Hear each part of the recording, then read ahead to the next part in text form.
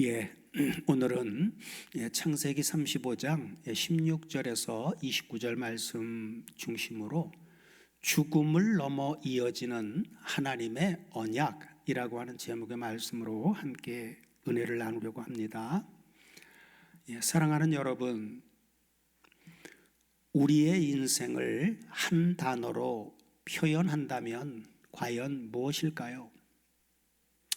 어떤 분은 기쁨이라 말할 수 있고 또 어떤 분은 눈물이라 말할 것입니다.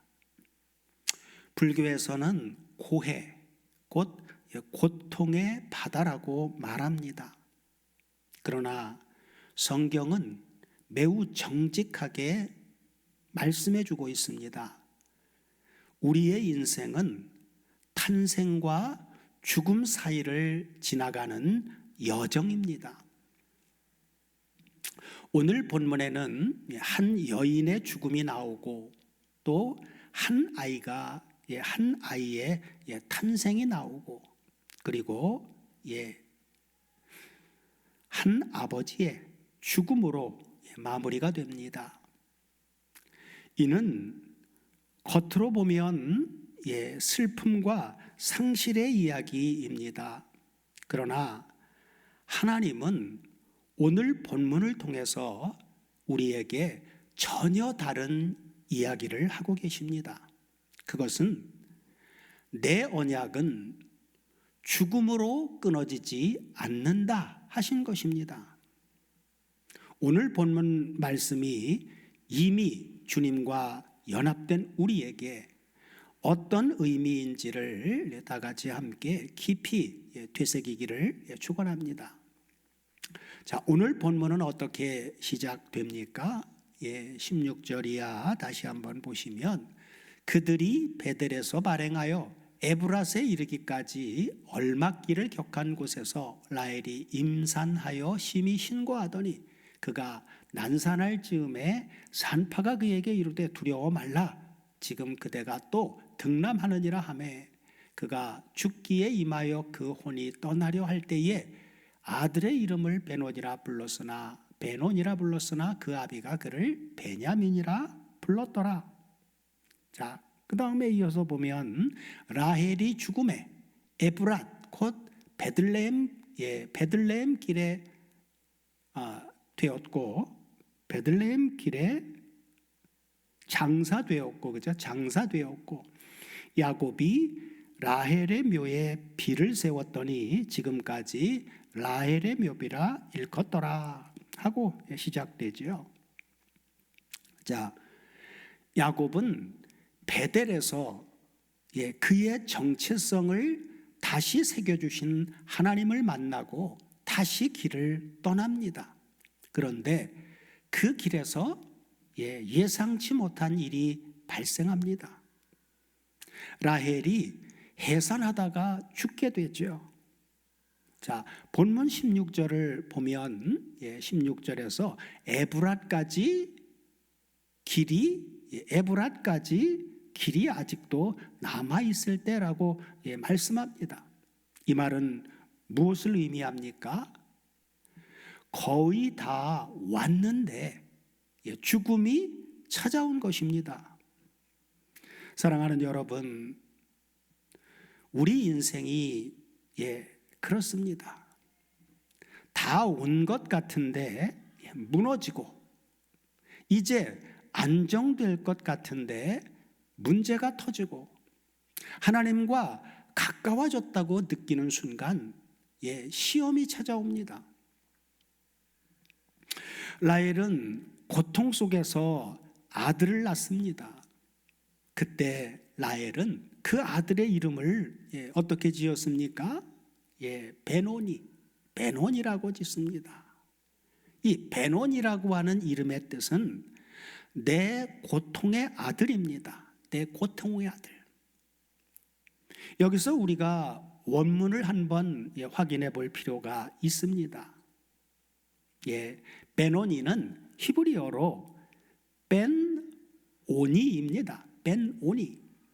그래서 베노니에서 뺀은 아들이라고 하는 의미이고 그 다음에 온이라고 하는 단어는 고통, 그리고 슬픔, 그리고 괴로움이라고 하는 뜻입니다. 그러므로 베노니는 슬픔에서 태어난 존재라고 하는 뜻입니다. 슬픔에서 태어난 존재.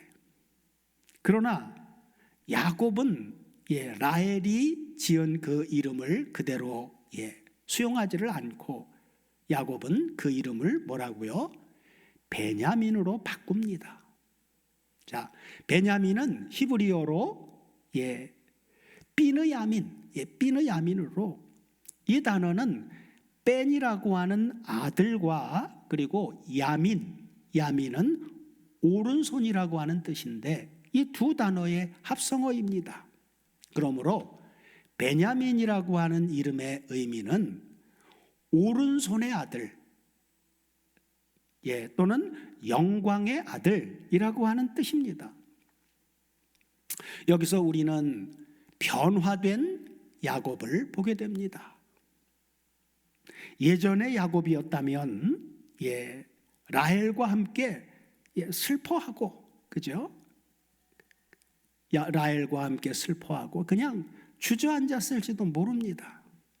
그러나 베델에서 하나님을 다시 만나 그의 정체성을 재차 확인한 야곱은 이제 슬픔이라고 하는 상황에 매몰되지 않고 하나님의 오른손, 곧 능력을 바라보는 믿음의 눈이 열린 것입니다. 이것은 놀라운 구속사의 예표입니다. 베노니에서 베냐민으로의 전환은 십자가의 고통을 지나 부활의 영광으로 나아가신 우리 주 예수 그리스도를 예표합니다. 세상은 십자가를 바라보면서 베노니, 곧 실패와 고통이라고 말했지만 하나님은 그것을 베냐민, 곧 구원과 승리로 삼으셨습니다. 여기서 매우 중요한 구속사적 전환이 일어납니다. 야곱은 비록 슬픔의 현장에 있었지만 하나님이 주신 믿음의 눈으로 아들을 바라보았습니다. 그래서 베노니라 이름한 라헬의 절망에 동조하지 않고 하나님의 통치와 승리를 선포하는 이름인 베냐민을 선택한 것입니다. 이처럼 하나님은 믿음의 사람을 통해 슬픔의 이름을 영광의 이름으로 바꾸시는 하나님이십니다. 이를 구속사적으로 연결해 보면 이 장면은 단순한 가족사가 아닙니다. 베노니에서 베냐민으로의 이 변화는 결국 누구를 향합니까? 바로 십자가를 향합니다. 예수님은 고통의 아들처럼 십자가상에서 달려 죽으셨습니다. 그러나 하나님은 그분을 하나님 보좌 우편, 곧 영광의 오른편에 앉히셨습니다. 이것이 바로 복음입니다. 사랑하는 여러분, 우리는 이미 주님과 연합된 자들입니다. 자, 그렇다면 우리의 삶에서 일어나는 고통은 무엇입니까? 베노니입니까? 아니면 베냐민입니까? 세상은 이렇게 말합니다. 너의 인생은 고통이다. 그러나 하나님은 이렇게 말씀하십니다. 너는 내 오른편에 속한 자다 하고 말입니다. 그러므로 연합된 자의 정체성은 상황이 아니라 하나님의 작정하심에 있습니다. 하늘 가는 나그네 인생 야곱은 라헬을 장사 지낸 후 다시 어디로 떠납니까? 본문 21절, 22절을 다 같이 보시면 자, 이스라엘이 다시 발행하여 에델 망대를 지나 장막을 쳤더라. 이스라엘이 그 땅에 유할 때에 루벤이 가서 그 서모 비라를 통관하며 이스라엘이 이를 들었더라. 야곱의 아들은 12이라. 자, 이제 장면이 바뀝니다. 야곱의 장막 안에서 충격적인 사건이 일어납니다. 장자 루벤이 아버지의 첩 비라와 동침합니다. 이 사건은 단순한 도덕적 문제가 아닙니다. 언약의 질서를 깨뜨리는 사건입니다. 그런데 본문은 매우 짧게 말합니다. 루벤의 범죄를 듣고도 성경은 이스라엘이 이를 들었더라 하고는 침묵합니다. 왜 하나님은 침묵하셨을까요? 그것은 인간의 추악한 죄악이 하나님의 거룩한 언약 행진을 결단코 막아설 수 없기 때문입니다. 루벤은 장자의 권리를 스스로 발로 찼지만 하나님은 그 가문을 포기하지 않으시고 곧바로 23절 이하에서 12아들의 명단을 나열하십니다. 이 명단은 단순한 족보가 아닙니다. 인간은 실패하나 하나님의 계획은 반드시 완성된다라고 하는 강력한 선언입니다. 우리의 구원도 마찬가지입니다. 우리의 어떠함이 아니라 우리를 붙드시는 하나님의 신실하심이 우리를 완성의 자리로 끌고 가십니다. 이 사건의 구속사적 의미는 무엇일까요? 야곱의 가정은 지금 어떤 상태입니까? 어머니는 죽었고 그리고 아들은 타락하고 가정은 지금 무너져 가고 있습니다. 그런데 놀랍게도 하나님의 언약은 계속 진행됩니다. 이것이 바로 은혜입니다. 사랑하는 여러분, 오늘의 우리도 연합된 자로 살지만 우리가 실패해도 언약이 취소되지 않는 이유는 우리의 연합이 우리의 결단이 아닌 우리 주 예수 그리스도의 완전한 순종 위에 세워졌기 때문입니다. 야곱의 아들들이 자격이 있어서 12지파의 기초가 된 것이 아니듯 우리 또한 그리스도 안에 있기에 우리의 연약함에도 불구하고 거룩한 교회로 불림을 받은 것입니다. 그러니 기억하십시오. 우리의 연합은 우리의 행위로 유지되는 것이 아니라고 하는 사실을, 우리의 연합은 하나님의 언약으로 유지됩니다. 자, 루벤의 타락 사건 이후 오늘 본문은 어떻게 이어집니까? 본문 22절 이하를 다 같이 보시면 이스라엘이 그 땅에 유할 때에 루벤이 가서 그 서모 비라와 통관하며 이스라엘이 이를 들었더라. 야곱의 아들은 12이라. 레아의 소생은 야곱의 장자 루벤과 그 다음 시므온과 레위와 유다와 이사갈과 스불론이요. 라헬의 소생은 요셉과 베냐민이며 라헬의 여종 비라의 소생은 단과 납달리요.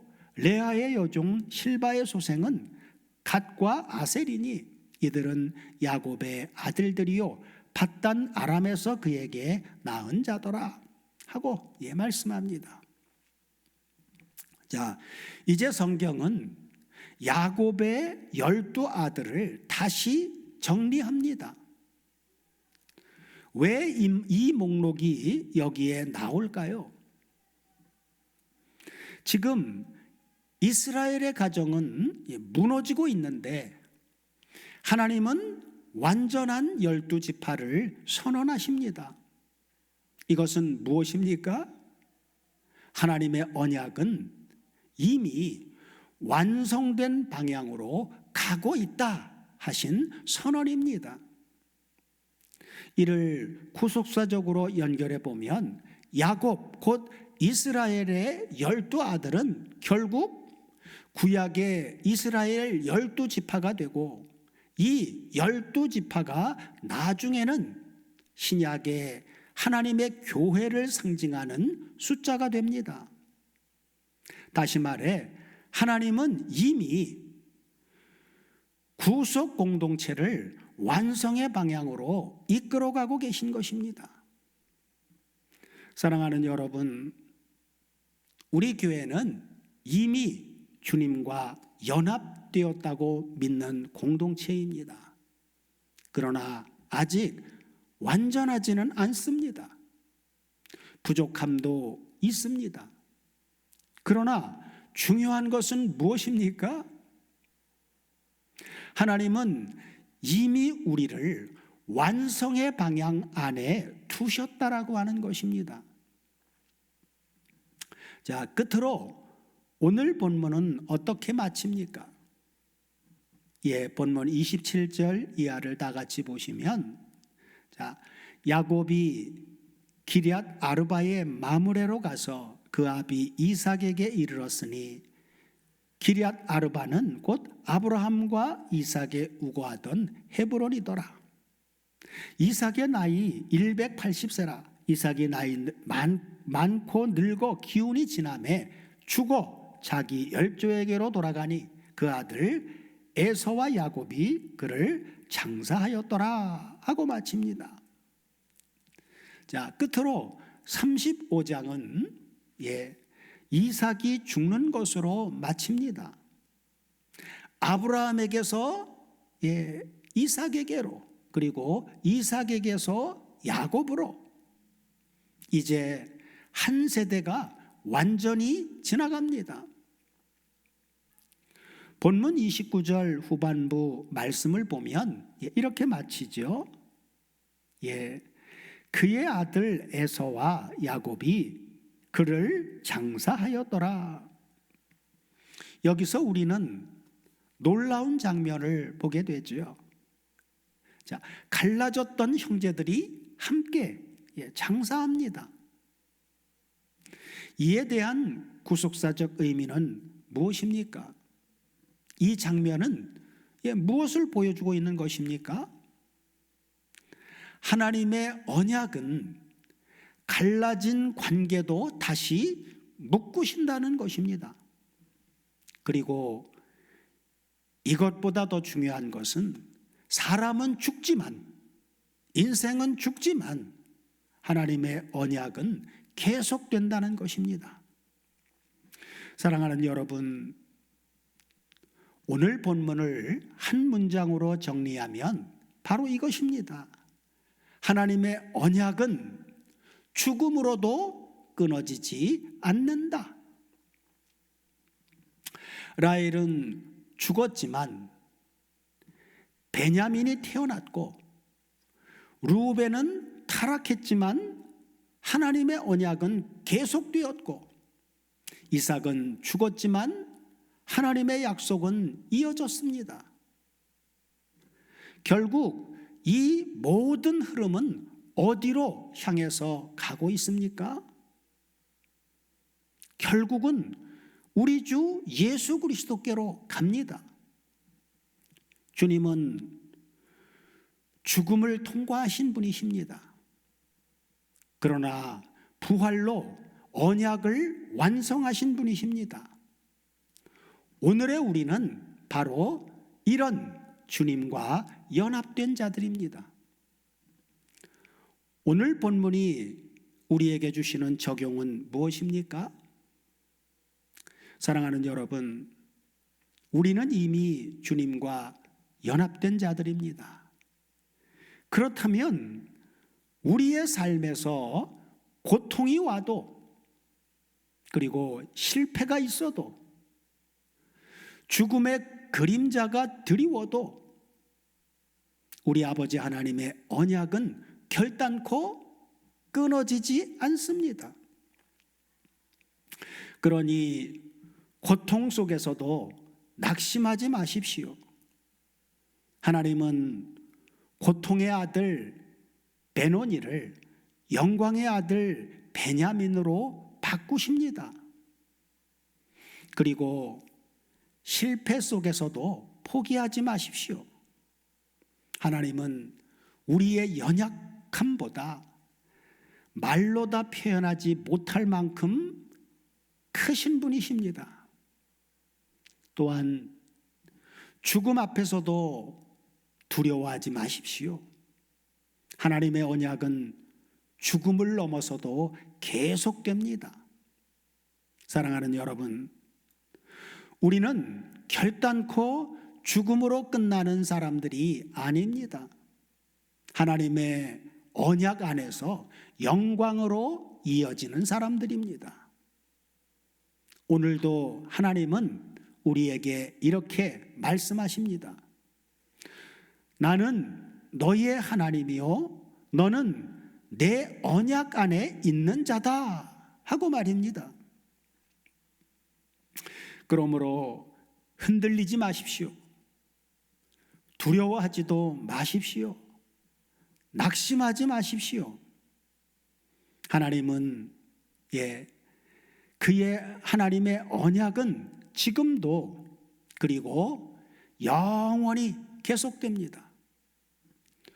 죽음을 넘어 이어지는 하나님의 언약, 이 은혜가 오늘 우리 모두의 삶 가운데 실제로 경험되기를 우리 주 그리스도 예수의 이름으로 축원합니다. 아멘.